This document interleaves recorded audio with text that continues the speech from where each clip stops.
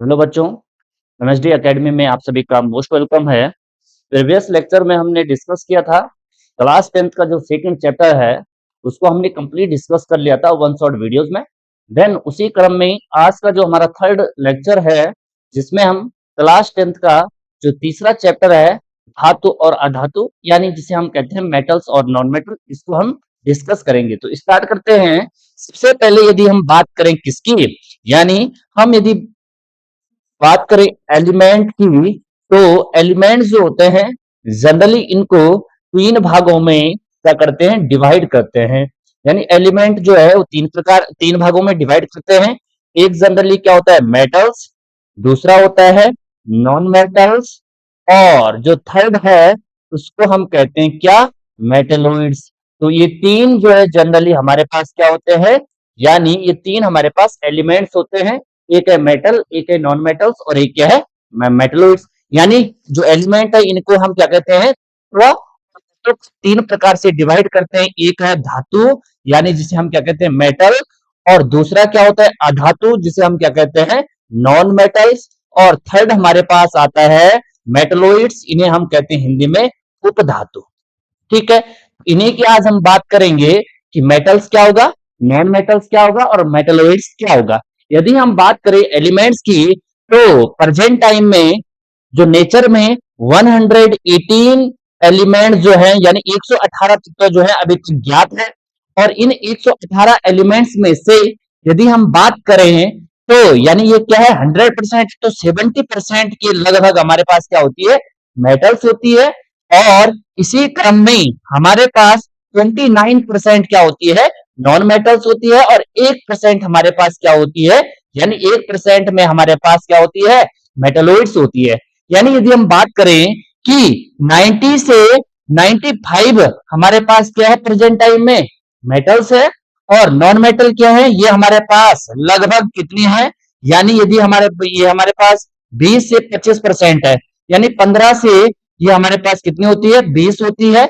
और इसी क्रम में हमारे पास 5 से यहाँ पर हमारे पास 7 या 8 हमारे पास क्या होती है, मेटलॉइड्स होती है। तो ये जनरली एलिमेंट्स है जिनको हमने क्लासिफाइड किया मेटल्स, नॉन मेटल और मेटलॉइड्स। यहीं से हमारा चैप्टर स्टार्ट होता है कि मेटल्स क्या है, नॉन मेटल्स क्या है और मेटलॉइड्स क्या है।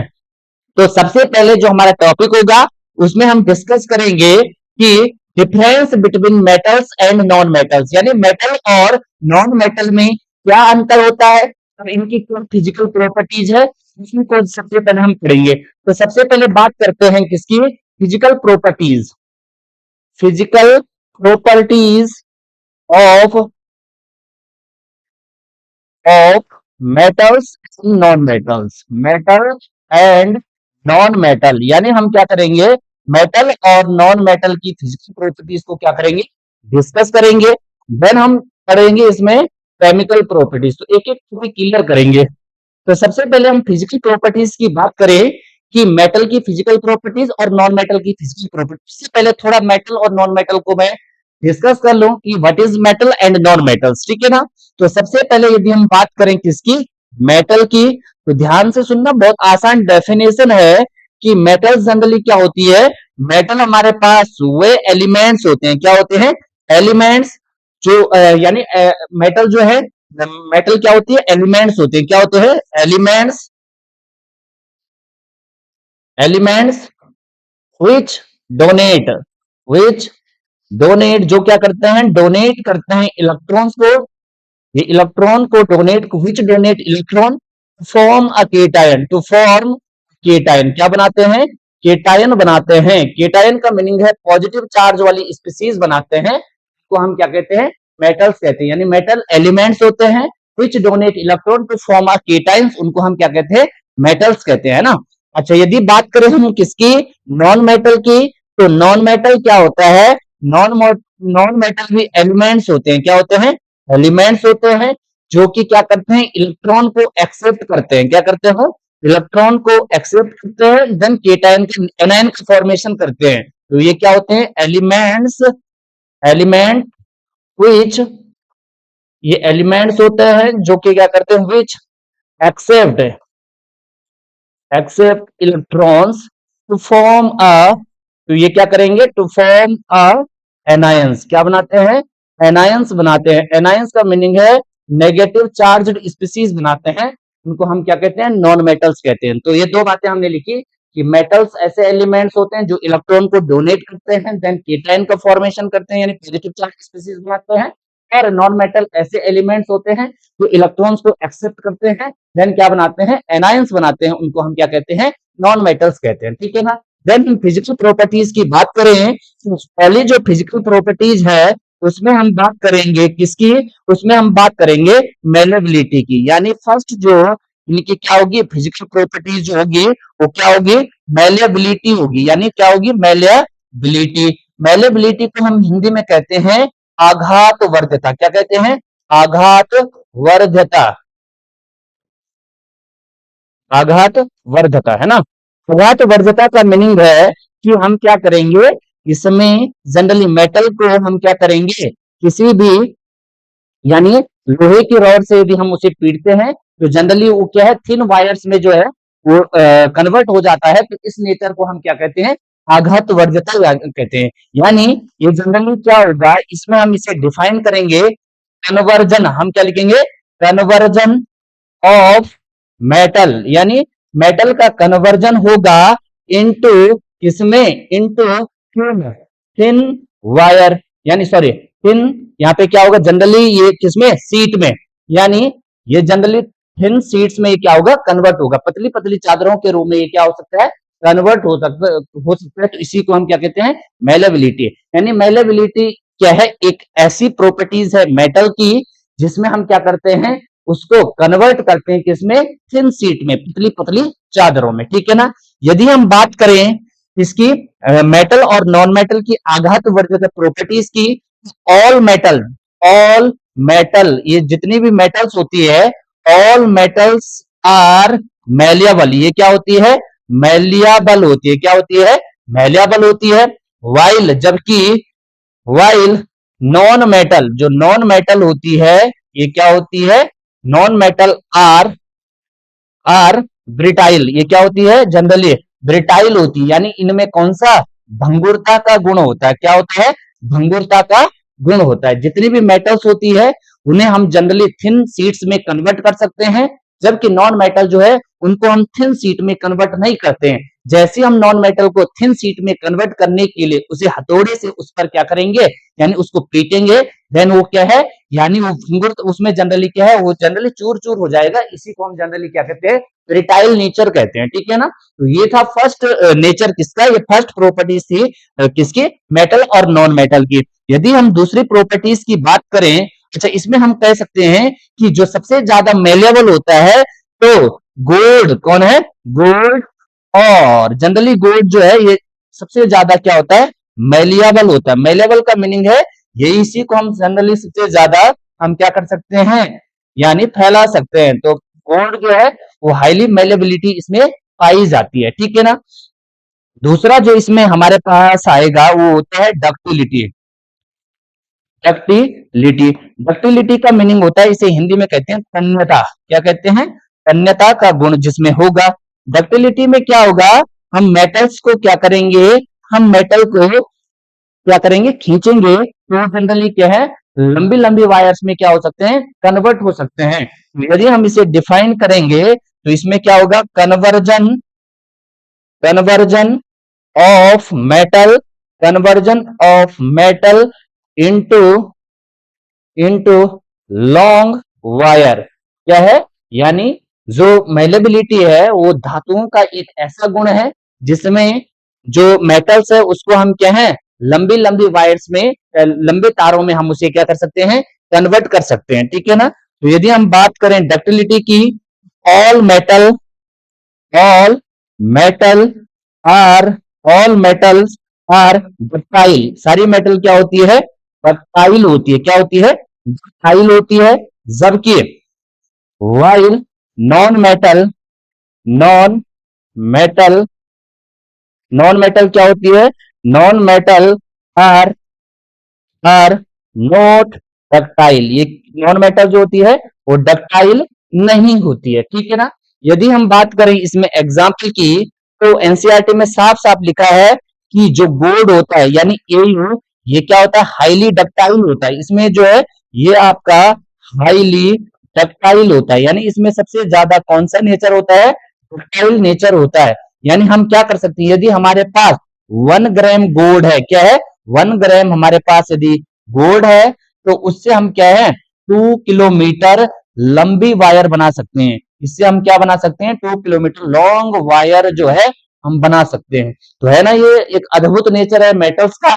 यदि हमारे पास 1 ग्राम गोल्ड है, तो उससे हम क्या कर सकते हैं, 2 किलोमीटर लंबी डिस्टेंस की वायर बना सकते हैं। तो ये दो प्रॉपर्टीज जो हमने डिस्कस की मेटल की, एक है मेलेबिलिटी और दूसरा कौन सा था, डक्टिलिटी।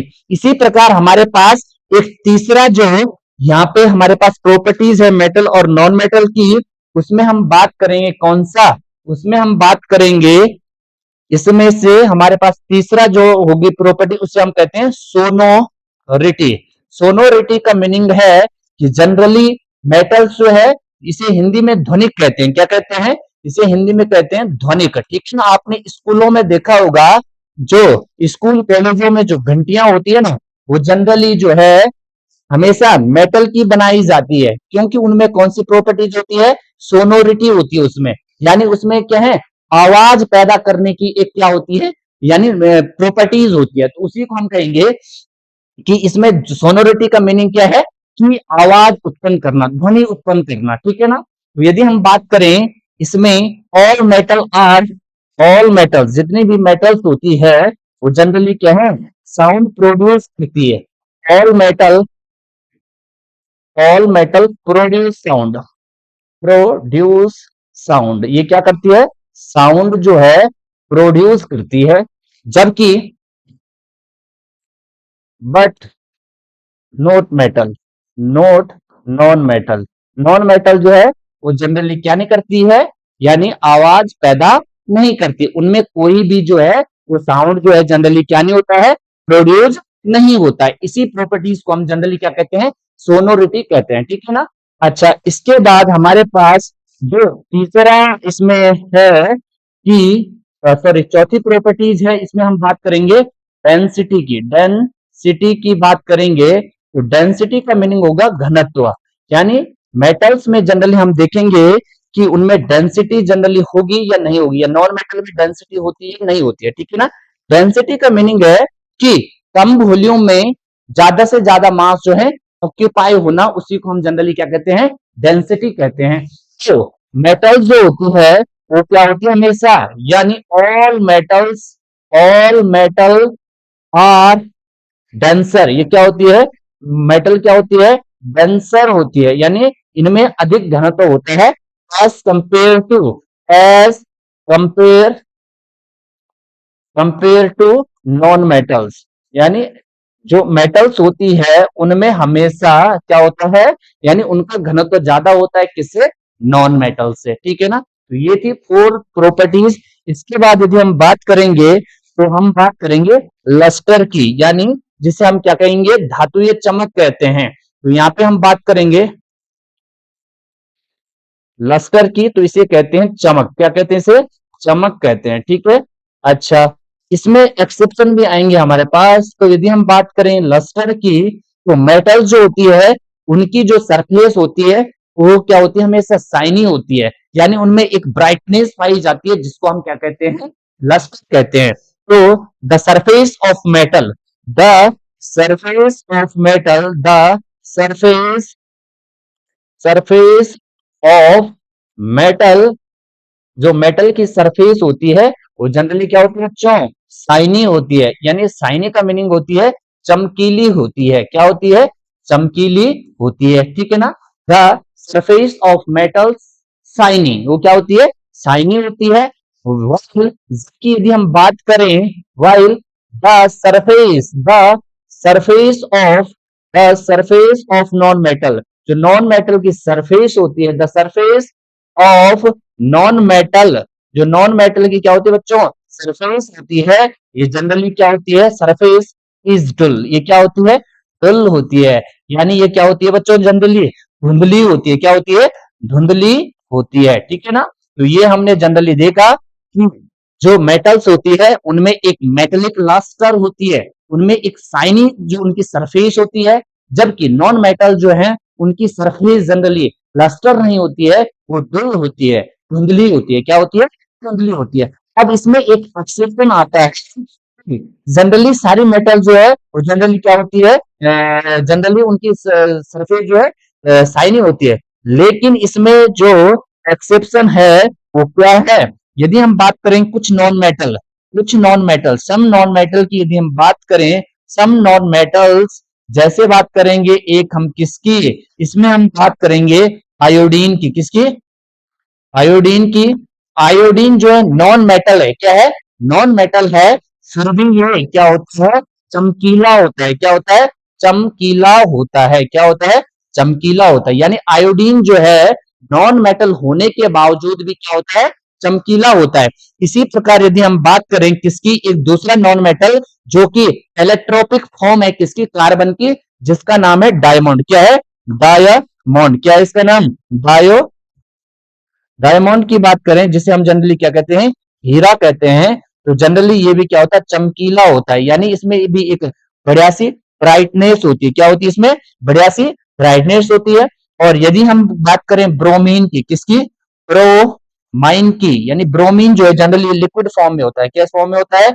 लिक्विड फॉर्म में होता है, हाईली एक्सप्लोजिव है। तो जनरली यदि हम इसको भी देखें तो इसमें भी एक बढ़िया सी शाइनी होती है, चमकीला होता है। ठीक है ना? तो हम कहेंगे कि सभी मेटल जो होती है वो हमेशा शाइनी सरफेस उसमें होती है, लेकिन नॉन मेटल जो है डुल होती है। फिर भी कुछ एक्सेप्शन है, जैसे हमारे पास क्या आ सकता है, जैसे हमारे पास है जनरली आयोडीन, डायमंड, और हमारे पास क्या है इसमें? डायमंड। यानी इसमें हमारे पास क्या आ सकता है? एक है हमारे पास क्या? डायमंड, और एक है ब्रोमीन। ये तीनों नॉन मेटल होने के बावजूद भी क्या है? चमकीली नॉन मेटल्स होती है।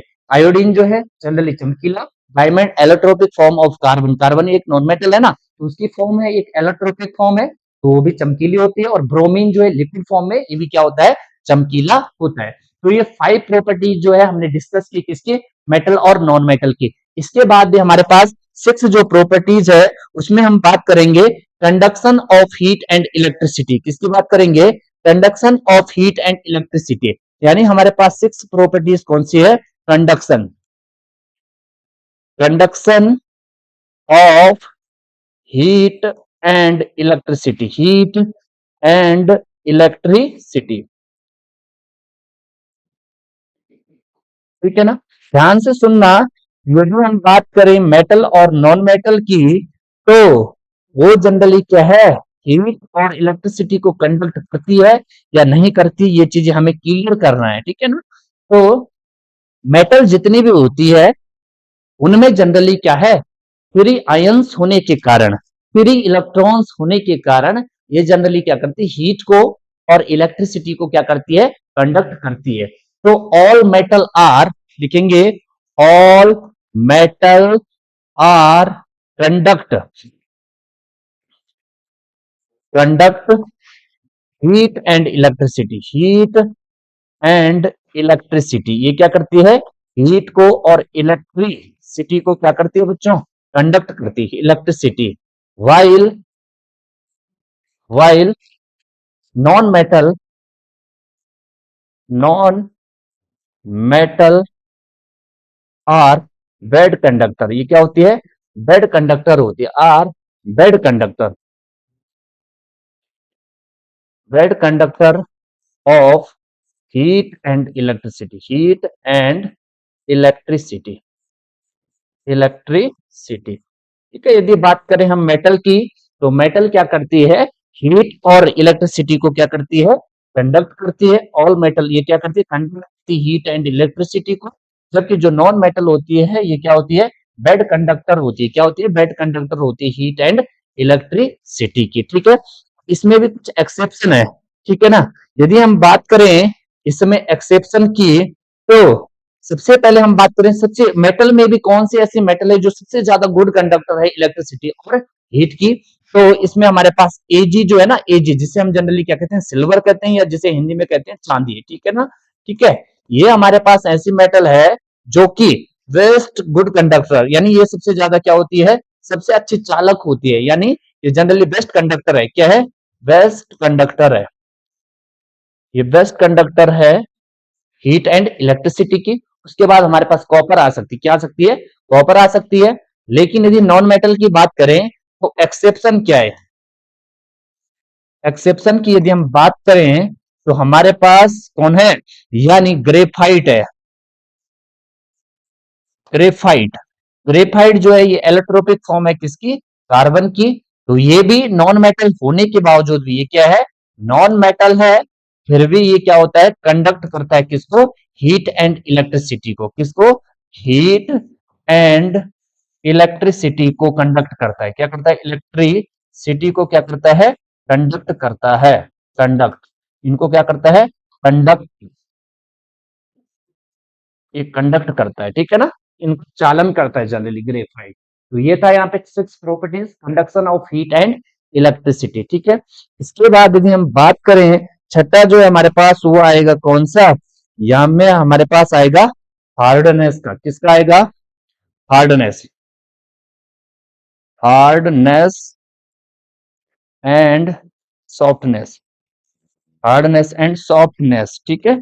यदि हम बात करें हार्डनेस की एंड सॉफ्टनेस की, हार्डनेस एंड अपीयरेंस हम कह सकते हैं ना, या इसको एक ही करो कि हार्डनेस यहाँ पे आएगा, ये अपीयरेंस भी लिख सकते थे, लेकिन इतने में हमारा काम चल जाएगा कि हार्डनेस की यदि हम बात करें तो मेटल जनरली क्या होती है, हार्ड होती है, क्या होती है, हार्ड होती है। तो metals are generally hard, metal जो है ये जनरली हार्ड होती है, metals are generally, metals are generally ये क्या होती है बच्चों, हार्ड होती है, क्या होती है, हार्ड होती है, ठीक है ना। मेटल जो है वो जनरली हार्ड होती है। लेकिन यदि हम बात करें इसमें एक्सेप्शन की, इसमें भी हमारे पास कुछ एक्सेप्शन है, क्या है, इसमें एक्सेप्शन हमारे पास आएगा कौन सा, इसमें आएगा सोडियम, पोटेशियम एंड लिथियम। ये जनरली क्या है, ये ऐसी मेटल्स होती है जो कि जिन्हें हम नाइफ के द्वारा यानी चाकू से हम इन्हें आसानी से क्या कर सकते हैं, इजिली ये क्या हो सकती है, कट हो सकती है, यानी ये इजिली वे में कट हो सकती है with the help of knife. Sodium potassium lithium are easily cut, यानी with the help of nut हम क्या, with the help of knife हम सोडियम पोटेशियम और लिथियम को क्या कर सकते हैं, कट कर सकते हैं। हार्ड होने के बावजूद भी क्या है, इन्हें हम क्या कर सकते हैं, आसानी से कट कर सकते हैं। यदि हम किसी शरीर को यदि कट करेंगे चाकू से तो वो आसानी से कट नहीं होती, उसके लिए कुछ ब्लेड होती है ना, जिनसे ही हम उसे क्या कर सकते हैं, कट कर सकते हैं शरीर को। लेकिन यदि हम बात करें मेटल, सोडियम की, पोटेशियम की, लिथियम की, तो इन्हें हम अपने स्केल से, जो हमारे पास प्लास्टिक का स्केल होता है ना, तो उससे भी हम उन्हें आसानी से क्या कर सकते हैं, कट कर सकते हैं। और जब आप उसे सोडियम के पीसेस को कट करेंगे तो आप उसमें देखेंगे कि उसकी जो सरफेस होती है वो बिल्कुल बढ़िया सी क्या होती है, शाइनी होती है, क्या होती है, उसमें एक बढ़िया सी चमक होती है ना। तो इसमें ये एक्सेप्शन है, पेपर में आता है कभी कभी कि चाकू से आसानी से कट जाने वाली धातुओं के नाम, चाकू से आसानी से कटने वाली धातुओं का नाम, तो कौन कौन सी है, सोडियम पोटेशियम, ठीक है। जनरली सारे मेटल क्या है, हार्ड होती है, ठीक है। अच्छा यदि हम बात करें यहाँ पे एक पॉइंट की, तो नॉन मेटल जो होती है क्या होती है, नॉन मेटल, नॉन मेटल की यदि हम बात करें तो नॉन मेटल जनरली ये क्या है हमारे पास, ये हमारे पास सॉलिड भी होती है, क्या होती है, सॉलिड भी होती है, लिक्विड भी होती है, और जनरली ये क्या होती है, गैसियस फॉर्म में होती है, जनरली ये क्या होती है, गैसियस फॉर्म में। तो ये जनरली कोई हार्ड होगा, कोई सॉफ्ट होगा, है ना। तो इसको हम जनरली हमने देखा कि हार्डनेस में कि मेटल जनरली हार्ड होती है, नॉन मेटल ये सॉलिड लिक्विड गैसेस में होने के कारण सॉफ्ट भी हो सकती है, हार्ड भी हो सकती है।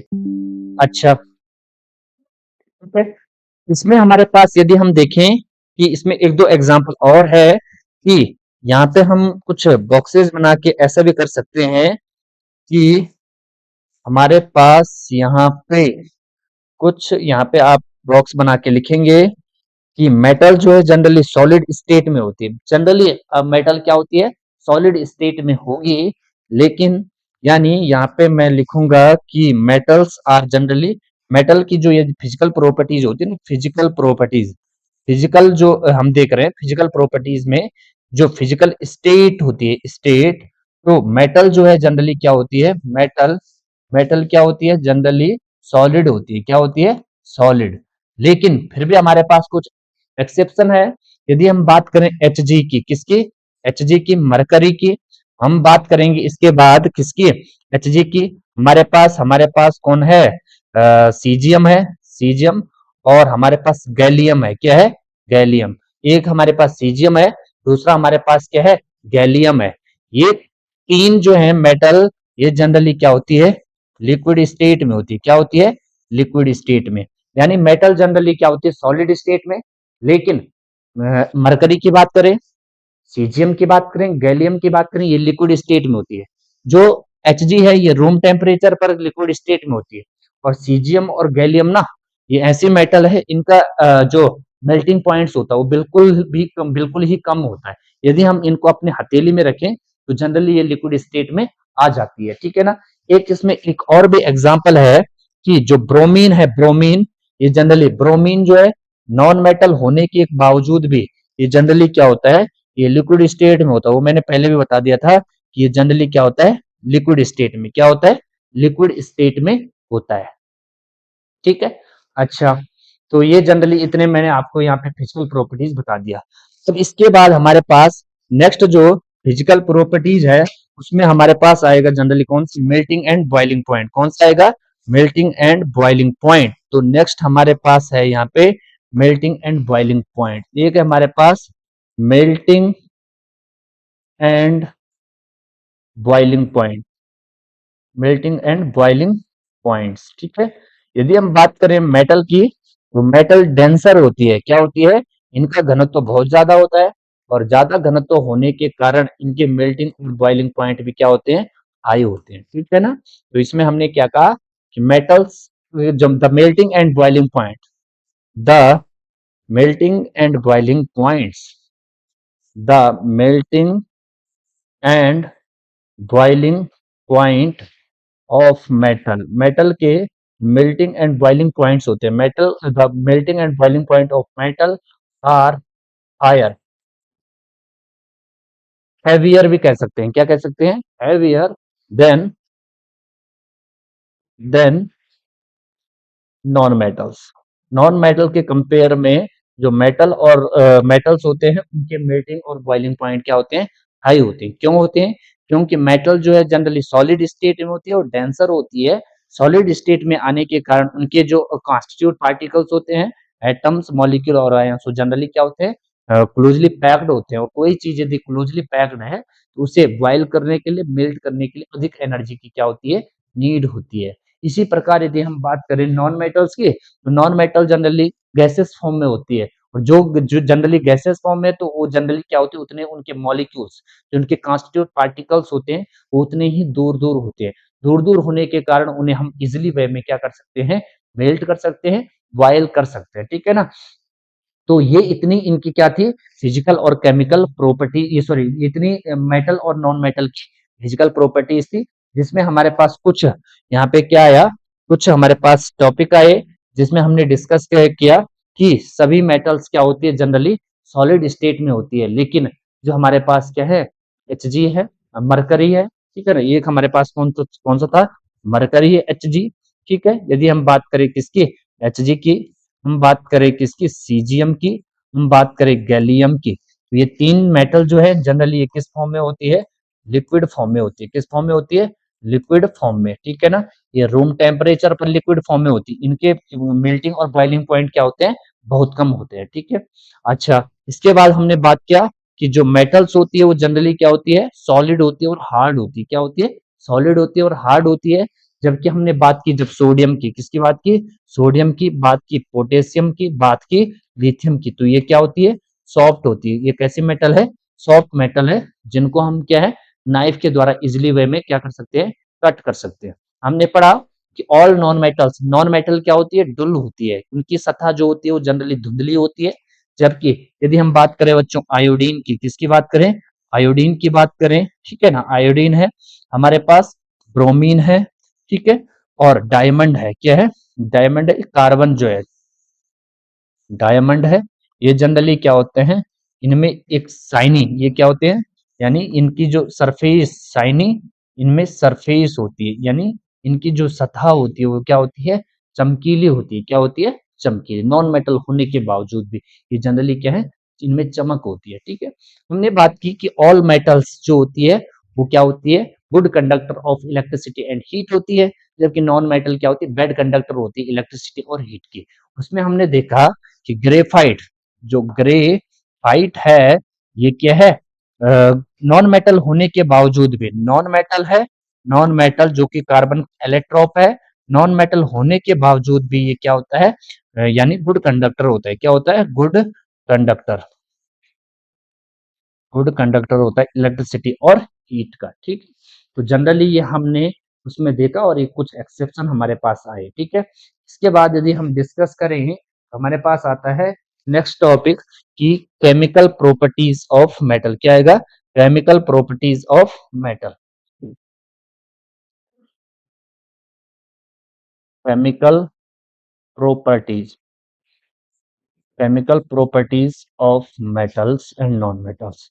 यानी हम बात करें मेटल और नॉन मेटल की, मेटल एंड नॉन मेटल की जो केमिकल प्रॉपर्टीज है उनकी यदि हम बात करें तो हमारे पास यहाँ पे कुछ प्रॉपर्टीज आएगी जिनको हमने डिस्कस करना है। और दो चार ही प्रॉपर्टीज है जो जनरली बार बार पेपर में एग्जाम में पूछी जाती है, ठीक है। तो सबसे पहले एक है रिएक्शन विद ऑक्सीजन। यदि हम बात करें ऑक्सीजन के साथ प्रतिक्रिया, फर्स्ट रिएक्शन होगी रिएक्शन विद ऑक्सीजन। यानी हम क्या करेंगे, मेटल और नॉन मेटल की रिएक्शन किसके साथ करेंगे, ऑक्सीजन के साथ करेंगे। तो जैसे रिएक्शन करेंगे ऑक्सीजन के साथ तो हमारे पास क्या बनेगा वो हम देखेंगे, ठीक है ना। तो मेटल हो नॉन मेटल हो, जब भी ऑक्सीजन के साथ क्या करती है, रिएक्ट करती है, तो वो जनरली क्या बनाती है, मेटेलिक और नॉन मेटेलिक ऑक्साइड बनाता है। क्या बताता है, मेटेलिक और नॉन मेटेलिक ऑक्साइड। तो सबसे पहले यदि हम बात करें मेटल की, किसकी, मेटल की, तो मेटल रिएक्ट करेगा किसके साथ, ऑक्सीजन के साथ।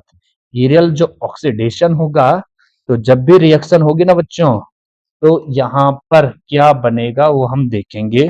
तो जैसी रिएक्शन होगी तो यहाँ पे बनेगा मेटेलिक ऑक्साइड। क्या बनेगा, मेटेलिक ऑक्साइड। क्या बनेगा, मेटेलिक ऑक्साइड, ठीक है। यहाँ पे क्या बन के आएगा, मेटेलिक ऑक्साइड। एग्जांपल लेंगे कि माना मेरे पास यहाँ पे क्या है, एक है मेरे पास मेटल कोई भी है, मेरे पास सोडियम मेटल है, रिएक्शन होगी ऑक्सीजन के साथ, तो जैसे रिएक्शन होगी यहाँ से क्या बन के आएगा वो हम देखेंगे। तो सोडियम की ऑक्सीजन के साथ रिएक्शन होगी तो सोडियम का ऑक्साइड Na2O बनेगा, सोडियम ऑक्साइड, ठीक है ना।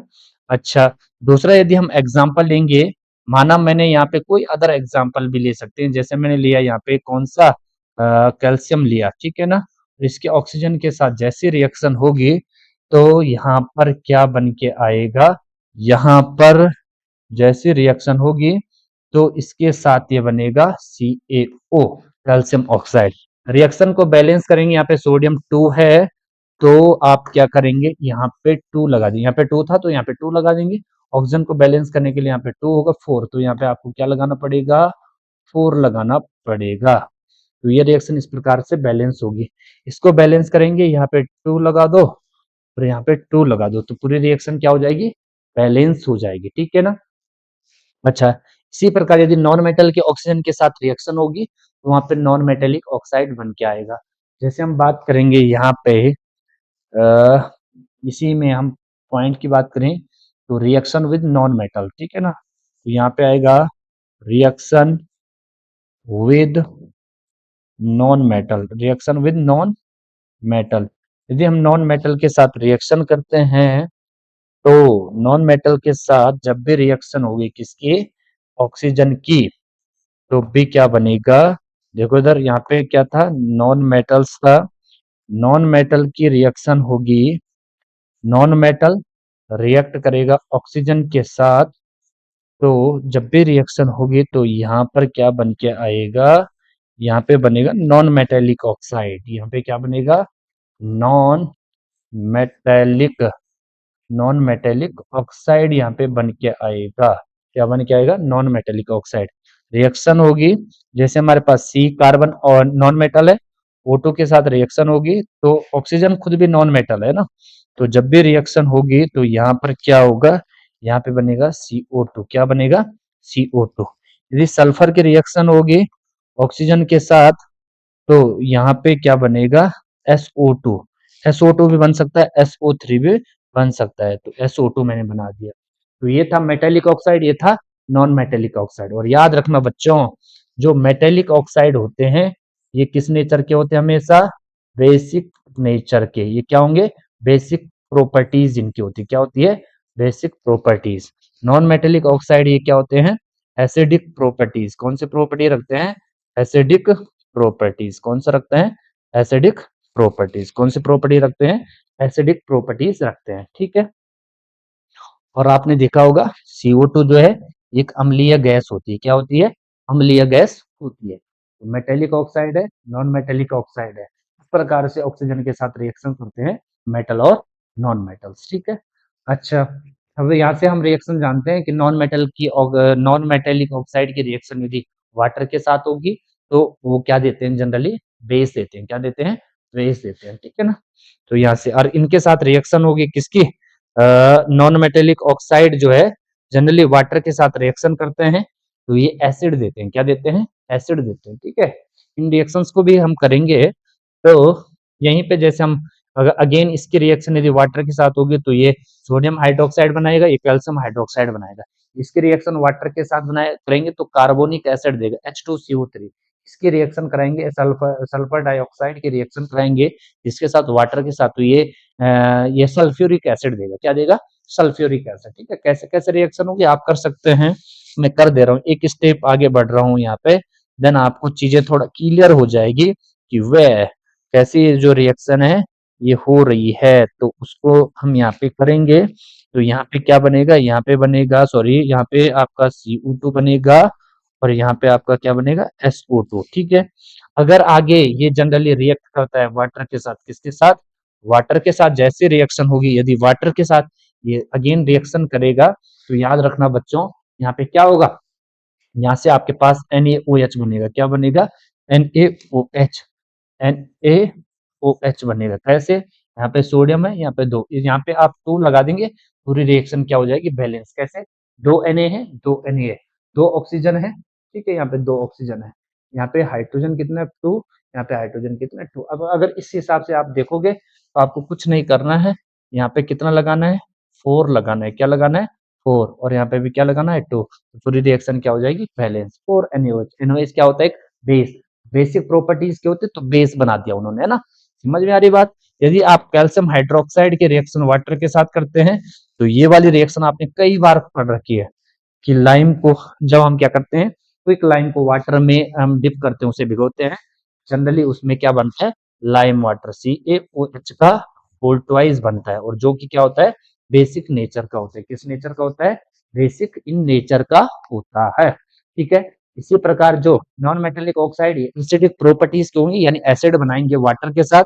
तो जब भी हम इनकी रिएक्शन कराते हैं वाटर के साथ तो याद रखना है CO2 और H2O जो है जैसे ये रिएक्ट करते हैं तो ये कार्बोनिक एसिड बनाते हैं, H3 H2CO3। ये कार्बोनिक एसिड बनाएंगे, H2CO3। H2CO3 देखो, रिएक्शन बैलेंस H2 है, कार्बन है, 2 ऑक्सीजन और 1 3, H2CO3। इसे कहते हैं बच्चों कार्बोनिक एसिड। क्या कहते हैं, कार्बोनिक एसिड। यहाँ पे H2O के साथ रिएक्शन होगी तो क्या, कौन सा एसिड बनने की पॉसिबिलिटी, H2SO4, सल्फ्यूरिक एसिड बनेगा। क्या बनेगा, सल्फ्यूरिक एसिड। आप यहाँ पे ना इसे भी बना सकते हैं, SO2 भी ले सकते हैं, और जरूरी नहीं यहाँ पे SO3 भी बन सकता है, सल्फर ट्राई ऑक्साइड बन सकता है, सल्फर डाई, और उससे क्या बना हमारे पास, H2SO4 बना। ये थी रिएक्शन, ये एसिड होते हैं ना, कार्बोनिक एसिड है, लिख भी देता हूं मैं, इसका नाम क्या है, कार्बोनिक, कार्बोनिक एसिड। ठीक है ना, कार्बोनिक एसिड है। और ये क्या है, सल्फ्यूरिक, ये सल्फ्यूरिक एसिड है। कौन सा एसिड है, सल्फ्यूरिक एसिड है। ये दोनों एसिड होते हैं, ये बेस होते हैं। तो ये basic properties, acidic property. I hope आपको ये रिएक्शन क्या है, क्लियर हुई होगी। दूसरी हम रिएक्शन पढ़ेंगे, हम क्या करेंगे, मेटल की रिएक्शन, मेटल नॉन मेटल्स की रिएक्शन हम किसके साथ, वाटर के साथ करवाएंगे। किसके साथ, वाटर के साथ कराएंगे। देन उससे क्या बनेगा वो हम देखेंगे। ठीक है ना। तो हम सेकेंड वे में हम कराएंगे रिएक्शन विद वाटर। ठीक है। दूसरा हम कराएंगे reaction with water, reaction with water, water यानी H2O के साथ हम रिएक्शन करवाएंगे। तो देखेंगे बच्चों क्या क्या इसमें बनता है। तो ध्यान से आप सुनना, बहुत आसान रिएक्शन है, इसमें कुछ नहीं है। तो यदि हम मेटल की रिएक्शन, अब यहाँ पे ना वाटर के साथ अलग अलग मेटल जो है अलग अलग टाइप से रिएक्ट करती है। तो यहाँ पे जैसे हम मेटल के साथ वाटर की रिएक्शन कराते हैं, तो हमेशा याद रखना, मेटल की जब भी रिएक्शन होती है वाटर के साथ, तो सबसे पहले वहां पे क्या होगा, मेटल रिएक्ट करेगा वाटर के साथ, तो सबसे पहले मेटेलिक ऑक्साइड बनाएगा और हाइड्रोजन गैस लिबरेट करेगा। देन दोबारा वाटर के साथ रिएक्ट करता है और वहां से क्या बनाता है, हाइड्रोक्साइड बनाता है। क्या बनाता है, हाइड्रोक्साइड। तो यहाँ पे डायरेक्ट लिख रहा हूं मैं, यहाँ पे मेटेलिक हाइड्रोक्साइड बनता है। क्या बनता है, मेटेलिक, मेटेलिक हाइड्रोक्साइड बनता है, हाइड्रोक्साइड। क्या बनता है, मेटेलिक हाइड्रोक्साइड बनता है। क्या बनता है, मेटेलिक हाइड्रोक्साइड बनता है। ठीक है ना। तो ये कैसे कैसे बनेगा उसके लिए हम देखेंगे। माना मेरे पास एक मेटल है और मैं ले रहा हूं यहाँ पे कोई भी मेटल, मैंने यहाँ पे सोडियम मेटल लिया। क्या लिया, सोडियम मेटल। और सोडियम की रिएक्शन वाटर के साथ होगी, तो यहाँ पर एक पॉइंट, नोटेड पॉइंट याद रखना बच्चों, हमेशा सोडियम हो या कोई भी रिएक्टिव मेटल हो, ये हमेशा किस वाटर के साथ रिएक्शन करता है, कोल्ड वाटर के साथ ही रिएक्शन होगी। अदर किसी के साथ भी, यहाँ पे आप कोई अदर वाटर नहीं लेंगे। आप यदि यहाँ पे स्टीम लेते हैं या आप यहाँ पे हॉट वाटर लेते हैं, तो जनरली रिएक्शन जो है प्रोसीड नहीं होगी। कोल्ड वाटर लेना है, तो जैसे ही कोल्ड वाटर के साथ इसकी रिएक्शन होगी, तो सबसे पहले यहाँ पर क्या बन के आएगा, सबसे पहले आपका बनेगा कौन सा, sodium hydroxo sorry sodium oxide बनेगा। क्या बनेगा, सोडियम ऑक्साइड। साथ ही साथ बच्चों यहाँ से क्या निकलेगा, हाइड्रोजन गैस लिबरेट होगी। क्या होगी, हाइड्रोजन गैस लिबरेट होगी। देन अगेन जो है ये दोबारा रिएक्शन करता है किसके साथ, वाटर के साथ। ठीक है। और जब वाटर के साथ इसकी अगेन रिएक्शन होगी, तो यहाँ पर क्या बन के आता है, यहाँ पर बनता है आपका क्या, यहाँ पर बनता है हाइड्रोक्साइड। क्या बनता है, मेटेलिक हाइड्रोक्साइड। यहाँ पे बनेगा NaOH बनेगा। क्या बनेगा, NaOH। रिएक्शन को बैलेंस करने के लिए आप यहाँ पे लगा दो, पूरी रिएक्शन क्या हो जाएगी, बैलेंस होगी। लेकिन यहाँ पे क्या लेना पड़ेगा आपको, कोल्ड वाटर। ठीक है। तो याद रखना, लिथियम हो या जैसे हम बात करेंगे लिथियम के, तो लिथियम के रिएक्शन यदि वाटर के साथ होंगे, हमेशा यहाँ पे कौन सा वाटर होगा, cold water. Without cold water reaction generally proceed नहीं होगी। इसके साथ रिएक्शन होगी, हाइड्रोजन गैस लिबरेट होगी और यहाँ से क्या बनेगा, Li2O, लिथियम ऑक्साइड। प्लस दोबारा फर्दर रिएक्शन होगी वाटर के साथ, तो यहाँ पर क्या बनेगा, लिथियम हाइड्रोक्साइड बनेगा, LiOH। क्या बनेगा, LiOH, लिथियम हाइड्रोक्साइड। ठीक है ना। रिएक्शन को बैलेंस करेंगे, यहाँ पे 2 लगाएंगे, साथ ही साथ हाइड्रोजन गैस यहाँ से क्या होगी, लिबरेट होगी। ठीक है। तो ये थी, पोटेशियम के साथ रिएक्शन करेंगे, सेम वे में रिएक्शन होगी। यहाँ पे पोटेशियम है, वाटर के साथ रिएक्शन करो, और यहाँ पे वाटर कौन सा होना चाहिए बच्चों, कोल्ड वाटर होना चाहिए। कोल्ड वाटर के साथ जैसी रिएक्शन होगी, तो यहाँ पर क्या होगा, हाइड्रोजन गैस लिबरेट, यहाँ से गई हाइड्रोजन गैस लिबरेट होगी। देन यहाँ पे क्या बनेगा बच्चों, K2O, potassium oxide.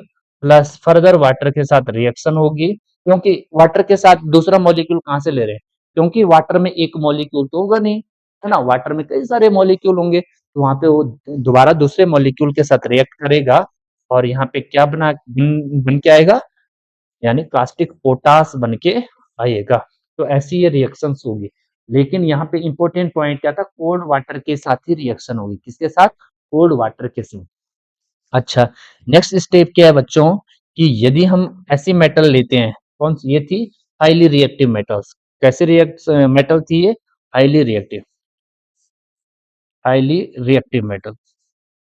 Highly reactive metal के साथ, मेटल है, इनके साथ वाटर कैसा होना चाहिए, कोल्ड वाटर। कैसा होना चाहिए, कोल्ड वाटर। ठीक है।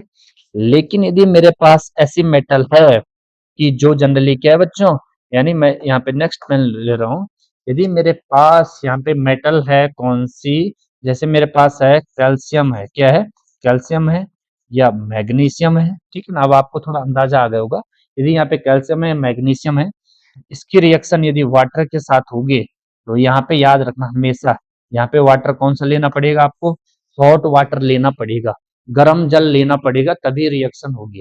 कोल्ड वाटर लेंगे, स्टीम लेंगे, then reaction are not possible, वहां पे रिएक्शन जो है जनरली प्रदर्शित नहीं होगी, रिएक्शन नहीं होगी, इसलिए आपको क्या लेना पड़ेगा, कोल्ड वाटर की जगह हॉट वाटर। ठीक है, जैसे रिएक्शन होगी तो सेम वे में यहाँ पे क्या होगा, पहले इन दोनों कैल्शियम की रिएक्शन कराएंगे, कैल्शियम ऑक्साइड बनेगा, पहले क्या बनेगा, मेटेलिक ऑक्साइड, क्या बनेगा, मेटेलिक ऑक्साइड बनेगा, और मेटेलिक ऑक्साइड जो है ये फर्दर रिएक्शन करेगा वाटर के साथ, तो इससे क्या बनेगा, इससे बनेगा आपका क्या, यहाँ पे क्या बन के आएगा, फिर बनेगा आपका यहाँ पे हाइड्रोक्साइड, क्या बनेगा, मेटेलिक, मेटेलिक हाइड्रोक्साइड, यहाँ पे क्या बनेगा, मेटेलिक हाइड्रोक्साइड। ठीक है, अब कैल्शियम की कराएंगे तो कैल्शियम हाइड्रोक्साइड बनेगा, मैग्नीशियम की कराएंगे तो मिल्क ऑफ मैग्नीशिया बन के आएगा। तो ये रिएक्शन होगी। इंपॉर्टेंट था कि कैल्शियम और मैग्नीशियम हमेशा किसके साथ रिएक्शन करते हैं, यहाँ पे हॉट वाटर के साथ। ठीक है, अच्छा, यदि हमारे पास क्या होगा, आयरन होगा, क्या होगा, आयरन होगा, Fe होगा जनरली, है ना, Fe होगा, या हमारे पास Fe, जनरली Fe की रिएक्शन जो आयरन है इसकी रिएक्शन यदि वाटर के साथ करते हैं तो याद रखना बच्चों, यहाँ पे ना कोल्ड वाटर आएगा ना हॉट वाटर, यहाँ पे आप स्टीम लेनी पड़ेगी, भाप के साथ रिएक्शन करानी पड़ेगी। किसके साथ, भाप के साथ जैसी रिएक्शन कराएंगे आप, तो जैसी रिएक्शन होगी फिर यहाँ पे क्या बनेगा, मेटेलिक, मेटेलिक ऑक्साइड बनेगा, क्या बनेगा, मेटेलिक ऑक्साइड, इसकी दोबारा किसके साथ रिएक्शन होगी, यानी यहाँ पे भी क्या होगा बच्चों, ये हॉट था, क्या हॉट वाटर, ठीक है ना, यहाँ पे भी क्या है, स्टीम के साथ रिएक्शन होगी, किसके साथ, स्टीम, ठीक है ना, स्टीम के साथ रिएक्शन होगी, स्टीम जानते हैं ना, स्टीम मोमोज, ठीक है, तो यही है कहानी, स्टीम का मीनिंग है भाप, तो यहाँ पे क्या बनेगा, आयरन का ऑक्साइड बनेगा, आयरन हाइड्रोक्साइड, क्या बनेगा, FeOH का होल थ्राइस बन के आएगा, या FeOH का होल ट्वाइस भी बन के आएगा, तो मेटेलिक यहाँ पे क्या बनेगा, हाइड्रोक्साइड, तो मेटेलिक हाइड्रोक्साइड, तो इस प्रकार से ये क्या होगी, रिएक्शन प्रोसीड होगी। ठीक है, तो यहाँ पे ये स्टीम के साथ रिएक्शन करेगा, कैल्शियम मैग्नीशियम हॉट वाटर के साथ रिएक्शन करेंगे, और ये किसके साथ करेंगे रिएक्शन, कोल्ड वाटर के साथ ही रिएक्शन करेंगे। देन इसके बाद हमारे पास आएगा क्या, कि जो सबसे ज्यादा क्या होती है, लेस रिएक्टिव मेटल्स होती है, जैसे हमारे पास क्या आ सकता है, फोर्थ पॉइंट है, इसको थोड़ा नेक्स्ट से लिखता हूँ, यानी हमारे पास है Ag है, सिल्वर है, Au है, और Pt है, प्लेटिनम। ठीक है, तो यदि हम इनकी बात करें तो यदि इनकी रिएक्शन किसके साथ होती है, वाटर के साथ, वो कोई भी वाटर हो, कोल्ड वाटर हो, मैं यहाँ पे लिख भी दे रहा हूँ, यहाँ पे कोल्ड वाटर हो, यहाँ पे हॉट वाटर हो, यहाँ पे स्टीम हो, तो ये कभी भी इनके साथ रिएक्शन नहीं करता है। ठीक है, रिएक्शन नहीं करता है, तो आप लिखेंगे नो रिएक्शन, क्या लिखेंगे, नो रिएक्शन, क्या लिखेंगे बच्चों, नो रिएक्शन। ठीक है ना, अरे ये वाली कंडीशन तो आपने देखी होगी, आयरन पर जो रस्टिंग ऑफ आयरन, ठीक है ना, तो जनरली इसी का एग्जांपल भी है, हो सकता है, तो यहाँ पे कोई रिएक्शन नहीं होती है। यही कारण है कि जो लेस रिएक्टिव मेटल्स होती है उन पर जनरली क्या है, कोरिजन नहीं होता है, संक्षारण जनरली उन पर प्रोसेस नहीं होती है, क्योंकि जनरली न तो वो एयर के साथ रिएक्ट करती है, ना वो वाटर के साथ रिएक्ट करती है, ना मॉइस्ट के साथ रिएक्शन करती है, वो किसी के साथ जनरल रिएक्ट ना होने के कारण वो जनरल नेचर में जो है फ्रीली स्टेट में होती है, देन वहाँ पे क्या है, उनमें कोई कोरेसिव प्रॉपर्टीज नहीं होती है। तो ये आपका क्या था, यहाँ पे जनरली कोल्ड वाटर ये किसी के साथ रिएक्शन नहीं करते, तो ये तीन प्रॉपर्टीज थी कि जो हाईली रिएक्टिव मेटल्स होती कोल्ड वाटर के साथ रिएक्ट करेगा, कैल्शियम और मैग्नीशियम, कौन सा, कैल्शियम और मैग्नीशियम, ये हमेशा किस वाटर के साथ, हॉट वाटर के साथ, आयरन हमेशा स्टीम के साथ रिएक्शन करेगा, और ये वाली मेटल जो है जनरली किसी के साथ क्या नहीं करती है, रिएक्शन नहीं करती है। ठीक है, अब आपके पास यहीं पर एक इंपॉर्टेंट कई बार एग्जाम में आता है कि व्हाट इज एक्वारेजिया, क्या आता है, एक्वारेजिया, एक्वारेजिया, रेजिया, ठीक है, इसे हम कहते हैं रॉयल वाटर, क्या कहते हैं, रॉयल वाटर, रॉयल वाटर या रॉयल जल, ठीक है ना, रॉयल वाटर, या इसे कहते हैं क्या, रॉयल वाटर या रॉयल जल भी कह सकते हैं ना। यदि हम बात करें इस रॉयल वाटर की, तो ये क्या है, हिंदी में इसे हम क्या कहते हैं, अम्लराज कहते हैं। क्या कहते हैं? अम्लराज, यानी अम्लों का राजा। ठीक है, वैसे अम्लों का राजा क्या होता है? H2SO4 होता है। ठीक है, लेकिन इसे कहते हैं अम्लराज। क्या कहते हैं? अम्लराज। कभी कभी पूछ लेगा। ठीक है, तो अम्लराज या एक्वारेजिया। तो एक्वारेजिया है क्या, तो ध्यान से सुनना। एक्वारेजिया जो है ये मिक्सचर होता है। क्या होता है? एक मिक्सचर होता है। मिक्सचर है, इसका मिक्सचर है ये HCl है। किसका? HCl। और ये HCl कैसा है आपका? कॉन्सेंट्रेटेड है, यानी सांद्र HCl। सांद्र HCl प्लस ये आपका कॉन्सेंट्रेटेड नाइट्रिक एसिड HNO3 का एक क्या होता है? मिश्रण होता है, और उससे हमारे पास क्या बन के आता है? रॉयल वाटर बनता है। अब इसको रॉयल वाटर ही नाम क्यों दिया है, इसको भी हम डिस्कस करेंगे। पहले आप इतना समझो कि aqua regia is a mixture of concentrated HCl and concentrated HNO3 in the ratio of, किस रेशियो में होगा? यहाँ पर HCl का 3 रेशियो होता है, और कंसंट्रेटेड का कितना, HNO3 का कितना होता है? 1 होता है। इसे ट्रिक है याद करने की, वो कैसे आप याद करेंगे, ध्यान से सुनो। इसे याद करने की ट्रिक क्या है कि यहाँ पर HCl में जनरली 3 वर्ड है, तो आप वहां पे 3 लगा देना। ठीक है, दूसरी इसकी ट्रिक है, HCl थोड़ा वीक एसिड है एज कंपेयर टू HNO3। क्या है? एक बार दोबारा सुनो। HNO3 is a most powerful acid as compared to HCl, या HCl is a weak acid as compared to HNO3। अब देखो, जो वीक है उसकी क्वांटिटी हमेशा ज्यादा लेनी है, और जो स्ट्रॉन्ग है उसकी क्वांटिटी हमेशा क्या लेनी है? कम लेनी। तभी ये क्या है, मैं आपके पास न्यूट्रल सॉल्यूशन बन के आएगा। तो HCl का 3 अमाउंट लेना है, इसका 1 अमाउंट लेना है, और उससे आपके पास क्या बनेगा? एक्वारेजिया बनेगा। तो सिंपल बात है, एक्वारेजिया क्या है? एक मिश्रण होता है किसका? सांद्र HCl और सांद्र HNO3 का 3:1 में। ठीक है, अच्छा। अब ये रॉयल वाटर जो है, इसकी प्रॉपर्टीज क्या है? इसकी प्रॉपर्टीज ये है कि ये जो है रॉयल वाटर, ये गोल्ड को और प्लेटिनम को, Ag को, इन मेटल को, ये एक क्या होता है? बहुत सारा भभकता हुआ द्रव होता है, लिक्विड होता है ना ये। तो ये बहुत एक्सप्लोसिव लिक्विड होता है, कॉरोसिव प्रॉपर्टीज इसकी होती है। इसमें इतने स्ट्रेंथ इसकी होती है, इतनी पावर इसकी होती है कि इनको खुद को हमेशा खुद में क्या करेगा? मेल्ट करता है। क्या करता है? मेल्ट करता है। ठीक है, माना मैं आपको समझा रहा हूं कि माना हमारे पास क्या है, एक यहाँ पे क्या जनरली कंटेनर है। ठीक है, और इस कंटेनर में मैंने क्या डाला है? एक्वारेजिया। क्या डाला है? एक्वारेजिया। ठीक है ना, रेजिया इसमें, एक्वारेजिया।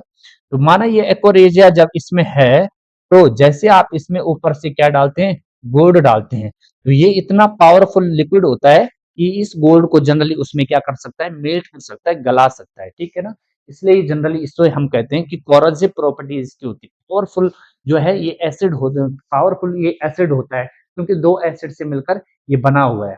ठीक है, अब इसका नाम जो है जनरली रॉयल वाटर क्यों पड़ा? रॉयल। ठीक है, रॉयल इसका नाम क्यों पड़ा? Royal water. तो ध्यान से सुनना, पुराने जमानों में क्या होता था, राजा महाराजाओं के टाइम में, कि तो जो उनके क्या होते थे? आभूषण होते थे, गहने होते थे। जब वो क्या है, बहुत टाइम के बाद जनरली वो धुंधले पड़ जाते थे, ढुल हो जाते थे, तो उनको जनरली साफ करने के लिए इस वाटर को बनाया जाता था। इसलिए उसका नाम क्या हुआ? रॉयल। यानी जनरली क्या है, राजा महाराजाओं की जो आभूषण है, गहने हैं, उनकी सफाई के लिए जनरली उसमें क्या है, इस वाटर को मिलाया जाता था।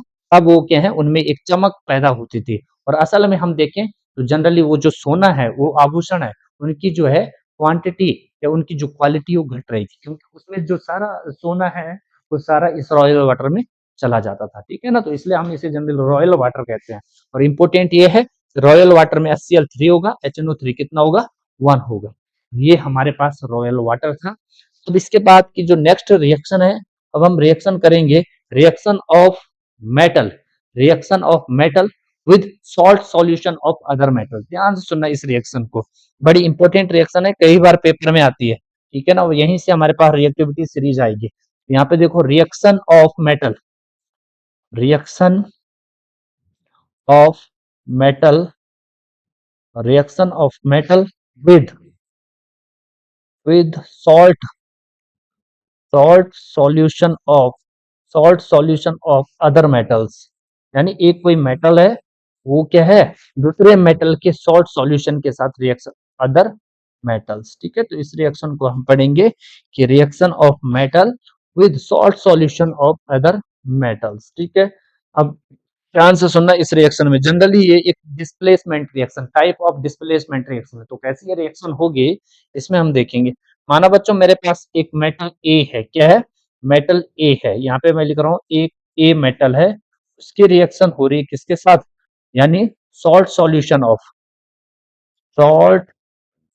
सॉल्यूशन ऑफ बी मेटल, यानी सॉल्ट सॉल्यूशन ऑफ बी।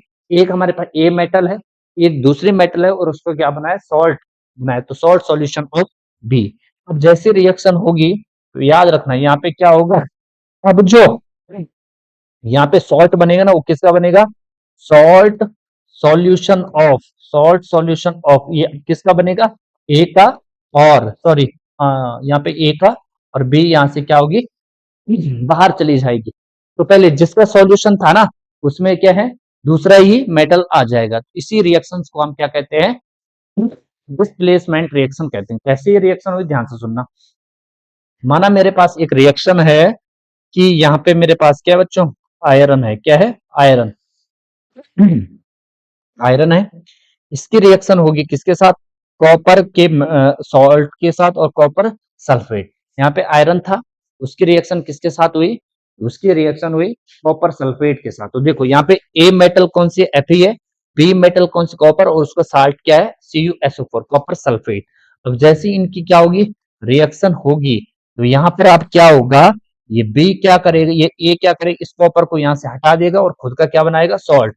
यहाँ पे होगी FeSO4 प्लस यहाँ से क्या होगा, Cu। इस प्रकार से यह रिएक्शन होगी, ठीक है ना। अब ये रिएक्शन कैसे हो रही है उसको हम देखेंगे, लेकिन अभी बस आप इतना समझो कि ऐसी ये रिएक्शंस होती है कि salt solution of B react with A then to form a salt solution of A and displace of B. ठीक है ना। अच्छा, माना आपके पास एक कोई रिएक्शन है, माना यहाँ पे आपके पास जिंक है, क्या है, जिंक है, और इस जिंक की रिएक्शन किसके साथ हो रही है, HCl के साथ, किसके साथ, HCl के साथ जिंक की रिएक्शन हो रही है। तो याद रखना कि यहाँ पे भी रिएक्शन होगी, और यहाँ पे क्या बनेगा, यहाँ पे बनेगा ZnCl2, साथ ही साथ यहाँ से कौन सी गैस, हाइड्रोजन गैस। तो यहाँ पे देखो जिंक है, HCl का सॉल्यूशन था, तो जिंक क्लोराइड का सॉल्यूशन बना, और यहाँ से हाइड्रोजन जो है डिस्प्लेस हो गई। यहाँ पे आप 2 लगा देंगे, पूरी रिएक्शन क्या हो जाएगी, बैलेंस हो जाएगी। अच्छा, आपके पास अलग कोई रिएक्शन होगी, माना आपके पास कुछ इस प्रकार की रिएक्शन है, आपके पास जिंक है और यहाँ पे फिर भी कौन सा है, कॉपर सल्फेट है।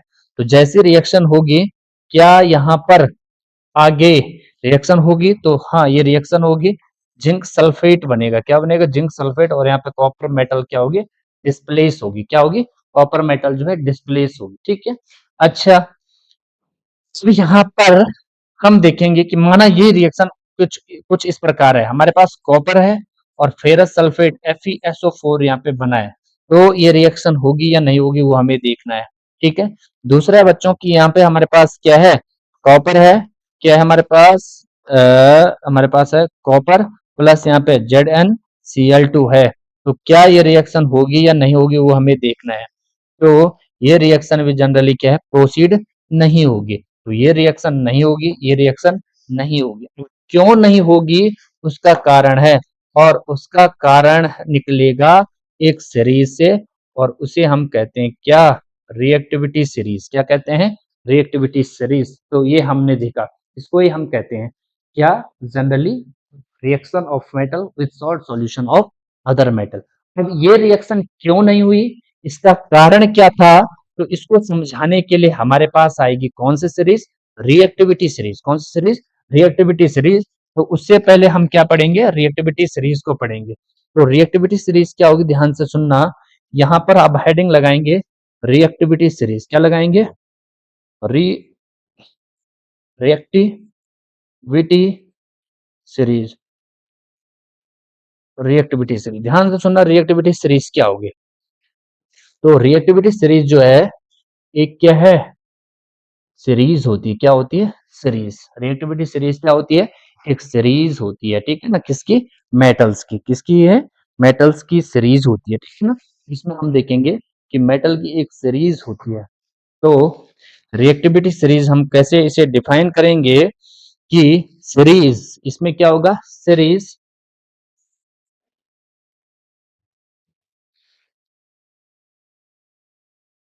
Series in which series in which various metal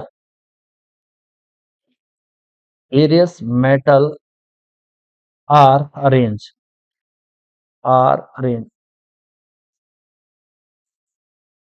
arranged in the in the order of order of increasing in the increasing order, या इसे ऐसा लिख सकते हैं, क्या हो सकता है, the series in which various metal are arrange in the increasing order of their their reactivity reactivity. यानी इस सीरीज में क्या किया गया है, कुछ मेटल्स को क्या किया गया है, यानी उनकी इंक्रीजिंग ऑर्डर में अरेंज किया गया है और एक सीरीज प्राप्त की गई है जिसको हम क्या कहेंगे, रिएक्टिविटी सीरीज कहेंगे। फिर देखो बच्चों, इस सीरीज को याद करने की क्या ट्रिक है, उसे हम कहेंगे और फिर उसके बाद हम उस सीरीज को बनाएंगे, ठीक है ना। तो सबसे पहले ट्रिक क्या है, उसके लिए देखो ट्रिक। तो ट्रिक से हम उसे कैसे याद करेंगे, तो सबसे पहले लिपो क्या लिखेंगे, हिंदी में लिख रहा हूं मैं, लिपोसो लिपोसो। फिर कैमी, लिपोसो कैमी, ए जी आ ले आ ग म सी को प्लेटी आका मासिगो पीटी। ठीक है, ये इसकी ट्रिक है, क्या लिपोसो कैमी एजी आले हक्का मासी गो पीटी। ठीक है ना, तो ये इसकी ट्रिक है कि आप कैसे हम बनाएंगे। तो सबसे पहले याद रखना आप लोग कि इससे हम बनाएंगे, इसमें हमारे पास कुछ इस प्रकार से, एक हमारे पास इसमें हमारे पास और यहाँ पर हमारे पास जनरली इसे बनाने की ट्रिक होगी और उसे हम कैसे बनाएंगे, तो ध्यान से सुन। ठीक है, इसमें हमारे पास 15 एलिमेंट्स आ जाएंगे। तो इधर देखो, सबसे पहले इसमें सबसे टॉप में क्या आएगा, हमारे पास इसमें सबसे टॉप में आएगा कौन सा, लिथियम आएगा। क्या आएगा, लिथियम। उसके बाद देखो, ली फॉर लिथियम, पो फॉर पोटेशियम। ठीक है, यहाँ पे सो यानी सो का मीनिंग है सोडियम Na, और फिर क्या आएगा, कै यानी कैल्शियम, फिर मी का मीनिंग है मैग्नीशियम, फिर यहाँ पे मी ए का मीनिंग है एल्यूमिनियम, फिर है जी फॉर जिंक होगा, फिर आ का मीनिंग है आयरन होगा Fe, और फिर यहाँ पे आयरन होगा, फिर यहाँ पे लेड यानी Pb होगा, और फिर यहाँ पे हार्मिस हाइड्रोजन होगा, फिर का मीनिंग है कॉपर होगा, कॉपर के बाद यहाँ पे मरकरी होगा। क्या होगा, मरकरी होगा। ठीक है ना, मरकरी के बाद यहाँ पे क्या होगा, थोड़ा इसे दोबारा बना रहा हूं मैं। मरकरी के बाद यहाँ पे आपके पास क्या आएगा, मरकरी, फिर सिल्वर है Ag, फिर गोल्ड है Au, तो फिर क्या आपके पास Pt। तो ये 15 एलिमेंट्स है, इनको मैंने अरेंज किया, ये इसके नीचे है। ठीक है ना, जो ये ऊपर है ना, तो ये ऑर्डर जो है ये जनरली कौन सा है, ये आपका ऑर्डर कौन सा है, ये इंक्रीजिंग ऑर्डर है। कौन सा ऑर्डर है, इंक्रीजिंग ऑर्डर है। कौन सा ऑर्डर है, ये इंक्रीजिंग ऑर्डर। ऊपर के लिए ये कौन सा ऑर्डर है, डिक्रीजिंग ऑर्डर है। कौन सा ऑर्डर है, डिक्रीजिंग ऑर्डर, बढ़ता हुआ क्रम है। ठीक है ना। अच्छा, तो ये लिथियम है, potassium, sodium, calcium, magnesium, aluminium, zinc, iron, lead, hydrogen, copper, silver, sorry mercury है। यहाँ पे आपका सिल्वर हो गया, गोल्ड हो गया, प्लेटिनम हो गया। तो ये 15 एलिमेंट्स है, इनको जो सबसे ज्यादा रिएक्टिव ये होगा, फिर भी सबसे कम रिएक्टिव ये होंगे। तो यहाँ पे हम लिखेंगे कि ये वाले जो एलिमेंट्स है ना, ये क्या होंगे, ये हमारे पास होंगे मोस्ट रिएक्टिव मेटल्स। क्या लिखेंगे हम, मोस्ट, यहाँ पे लिखेंगे मोस्ट रिएक्टिव। ये कैसे होंगे, आपके मोस्ट रिएक्टिव होंगे। ठीक है ना। अब यहाँ से जो है ना, इसे हम कहेंगे मॉडरेट। क्या कहेंगे, मॉडरेट। ये मॉडरेट होंगे, मॉडरेट जो रिएक्टिव होते हैं। और यहाँ से ये क्या होते हैं, लेस रिएक्टिव। क्या होंगे, लेस रिएक्टिव होंगे। आप कॉपी में ना इनको एक इसके नीचे ही इसने लिखेंगे, ठीक है? यहाँ पे जगह नहीं थी, स्पेस नहीं थी, इसलिए मैंने ऐसा किया, ठीक है? तो यहाँ पर देखो, अब यहाँ पे हमेशा याद रखना इस रिएक्शन में जो अभी हमने रिएक्शन पढ़ी कि metal react with salt solution of other metal, तो वहां पे जो आप मेटल लेंगे, क्या लेंगे? मेटल लेंगे। तो मेटल क्या होनी चाहिए? हमेशा हाईली रिएक्टिव होनी चाहिए। क्या होनी चाहिए? हाईली रिएक्टिव होनी चाहिए। मेटल कैसे होनी चाहिए? हाईली रिएक्टिव होनी चाहिए। और जो सॉल्ट सॉल्यूशन है, क्या है? Salt solution of other metal, वो क्या होना चाहिए? वो इस मेटल से क्या होना चाहिए? कम रिएक्टिव होना, less reactive than than other metals, ठीक है? ये मेटल इस सॉल्ट सॉल्यूशन के मेटल से क्या होनी चाहिए? ज्यादा रिएक्टिव, देन ही क्या होगी? रिएक्शन होगी, वरना रिएक्शन नहीं होगी। अब थोड़ा बैक चलते हैं। यहाँ पे मैंने आपको बताया था कौन सी रिएक्शन, देखो इधर, यहाँ पे देखो, ये रिएक्शन थी ना। अब उस रिएक्शन में देखना Fe जो है वो कॉपर से ऊपर है, इसलिए ये रिएक्शन पॉसिबल फिजिबल हुई। जिंक जो है वो हाइड्रोजन से ऊपर है, इसलिए देखो जिंक जो है वो हाइड्रोजन से ऊपर है। देखो जिंक जो है वो हाइड्रोजन से ऊपर है, जिंक हाइड्रोजन से ऊपर है, रिएक्शन फिजिबल हुई। यहाँ पे आयरन जो है कॉपर से ऊपर था, इसलिए रिएक्शन क्या हो रही थी? फिजिबल हो रही थी, ठीक है? जिंक कॉपर से ऊपर है, रिएक्शन इसलिए फिजिबल हुई। जिंक हाइड्रोजन से ऊपर, रिएक्शन फिजिबल हुई। आयरन कॉपर से ऊपर है, फिजिबल हुई। लेकिन कॉपर जो है वो आयरन से ऊपर नहीं है, लेस रिएक्टिव है, इसलिए रिएक्शन नहीं होगी। कॉपर जिंक से लेस रिएक्टिव है, इसलिए रिएक्शन नहीं होगी। तो ये थी बच्चों क्या, ये रिएक्शन थी कौन सी? ये थी आपकी रिएक्टिविटी सीरीज। और इससे कई बार जो है पेपर में रिएक्शन आती है, तो आपको बस ये रिएक्शन याद करनी है। याद करने की मैंने ट्रिक बताई, लिपोसो कैमी एजी हाले हाका मासीगो पीटी। लिपो क्या था? लिपोसो कैमी एजी हाले हाका मासीगो पीटी, ऐसा आप इसे याद कर लेंगे, ठीक है? देन हमारे पास एक नेक्स्ट रिएक्शन आती है कि अब हमने मेटल की और नॉन मेटल की रिएक्शन कर दी अदर के। अब हम करेंगे कि how metal react with non metal, कैसे मेटल जो है वो नॉन मेटल के साथ रिएक्ट करता है। तो देन हमारे पास नेक्स्ट यहाँ पे है कि रिएक्शन ऑफ मेटल, क्या है? Reaction of metal with reaction of metal reaction of metal reaction of metal with non metal, non metal यानी हमने क्या करना है? मेटल की रिएक्शन किसके साथ करनी है? नॉन मेटल के साथ करनी है। तो ये रिएक्शन कैसे कैसे होगी? बहुत आसान रिएक्शन है, ठीक है? देखो जरा, हम जानते हैं कि जो मेटल होती है, क्या होती है? मेटल मेटल हमेशा क्या होगी? मेटल जो है वो हमेशा इलेक्ट्रॉन को क्या करती है? डोनेट करती है। इलेक्ट्रॉन को डोनेट करती है, डोनेट, देन क्या फॉर्म करती है? केटायन। केटायन का मीनिंग है ऐसी स्पीसीज जिनमें क्या होता है? Positive charge. क्या होता है? पॉजिटिव चार्ज बनाता है। क्या बनाता है? पॉजिटिव चार्ज, ठीक है? और वी नो दैट कि जो नॉन मेटल होती है, क्या होती है? नॉन मेटल नॉन मेटल क्या करता है? नॉन मेटल इलेक्ट्रॉन को एक्सेप्ट करता है, और उसके बाद क्या बनाता है? एनायन बनाता है। क्या बनाता है? एनायन बनाता है, यानी नेगेटिव चार्ज बनाता है।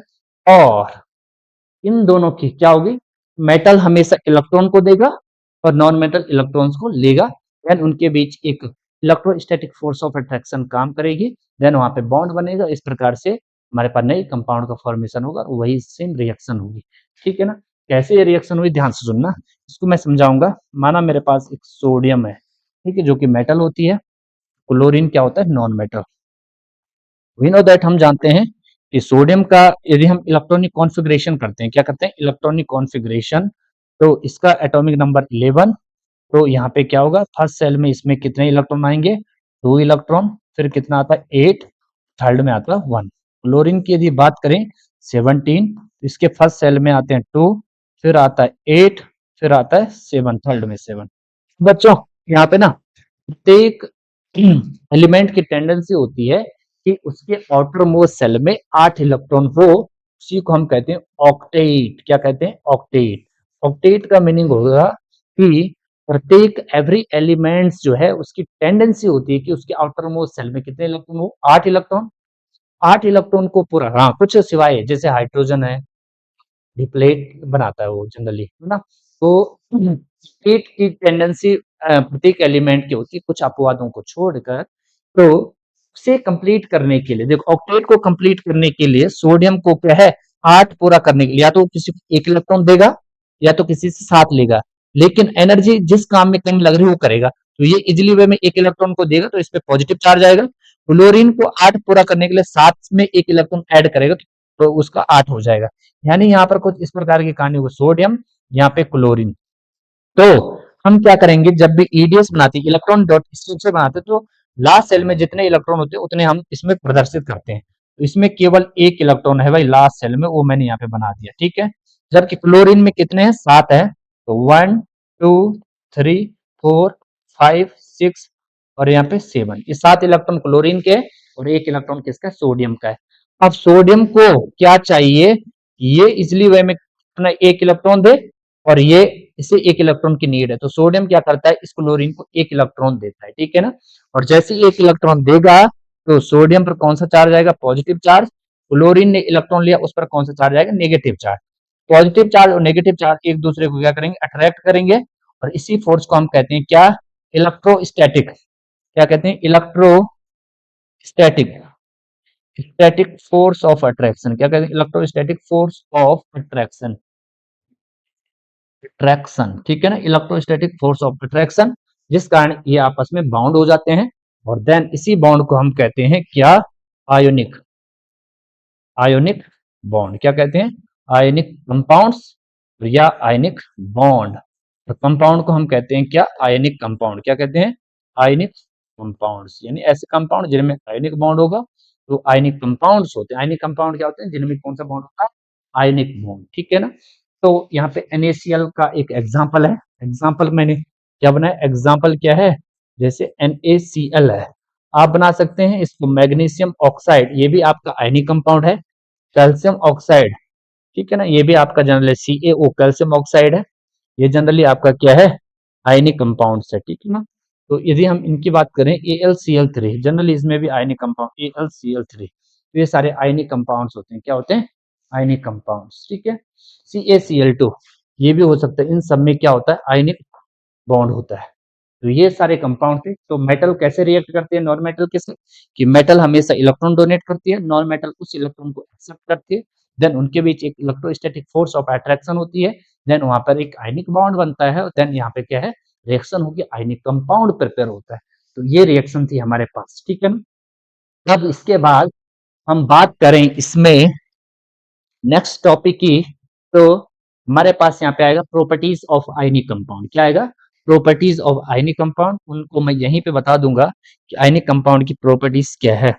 तो यदि हम आयनिक कंपाउंड की प्रॉपर्टीज की बात करें, तो प्रॉपर्टीज ऑफ आयनिक कंपाउंड में हमारे पास जनरली आएगा कि जितने भी आयनिक कंपाउंड्स होते हैं ना, आयनिक बॉन्ड होने के कारण, ठीक है ना। तो प्रॉपर्टीज ऑफ आयनिक कंपाउंड में सबसे पहले हम देखेंगे कि सबसे पहले हमारे पास properties, properties of ionic compound. तो सबसे पहले हम बात करेंगे आयनिक कंपाउंड की प्रॉपर्टीज की। तो ये जो जनरली फिजिकल स्टेट में बात करेंगे, फिजिकल स्टेट, तो ये सारे जनरली क्या होते हैं, क्रिस्टलाइन सॉलिड होते हैं। आयनिक कंपाउंड क्या होते हैं, क्रिस्टलाइन सॉलिड। क्या कैसे होते हैं, क्रिस्टलाइन सॉलिड होते हैं। कैसे होते हैं, क्रिस्टलाइन सॉलिड होते हैं। आयनिक कंपाउंड्स कैसे होते हैं, क्रिस्टलाइन सॉलिड होते हैं। जैसे आपने नमक देखा होगा NaCl, वो क्या है, क्रिस्टलाइन कंपाउंड्स है, ठीक है ना। आयनिक कंपाउंड क्या होते हैं, क्रिस्टलाइन सॉलिड होते हैं, ठीक है ना। दूसरी यदि हम बात करें आयनिक कंपाउंड की, तो ये क्या करते हैं, ये हमेशा ही कंडक्शन करते हैं, conduction of heat and electricity and electricity. Ionic compound जो होते हैं ना, यदि हम इनकी बात करें तो सॉलिड स्टेट में तो ये, यानी मोल्टन स्टेट में, किस स्टेट में, मोल्टन स्टेट हो या जनरल लिक्विड स्टेट में, ये क्या करते हैं, ये गुड कंडक्टर होते हैं। कैसे होते हैं, गुड कंडक्टर, ठीक है ना। लेकिन यदि ये सॉलिड स्टेट में है तो ये क्या है, इलेक्ट्रिसिटी और हीट को क्या नहीं करते हैं, पास नहीं करते हैं, ठीक है ना। यदि हम बात करें तो इनका क्या होता है, melting and boiling point, melting and boiling point, boiling point and boiling point इनका क्या होता है, हाई होता है। क्या होता है, high melting and boiling points होता है। तो ये है हमारे पास क्रिस्टलाइन का, सॉरी कौन से, आयनिक कंपाउंड, ठीक है ना। तो इतना हमने डिस्कस किया। अब इसके बाद इसी टॉपिक में एक हमारे पास नेक्स्ट जो टॉपिक आता है उसे हम करेंगे मेटलर्जी। क्या